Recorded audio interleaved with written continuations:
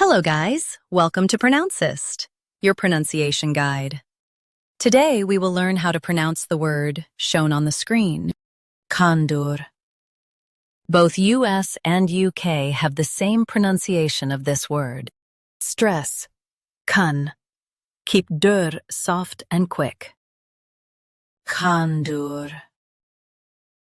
CANDOR. Stress, kan. Keep dur soft and quick. CANDOR. Now read the syllables shown on the screen naturally. CANDOR. Stress, kan. Keep dur soft and quick.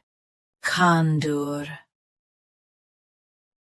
Practice repeatedly and you'll soon be able to say this word perfectly. The best way to practice is to repeat the syllable multiple times. The meaning of the word is open and honest speech. Try repeating this word several times to improve your pronunciation. We post daily videos on useful and commonly mispronounced words to help you speak clearly and confidently. Like this video and subscribe to Pronouncist for more pronunciation guides. Thanks for watching us.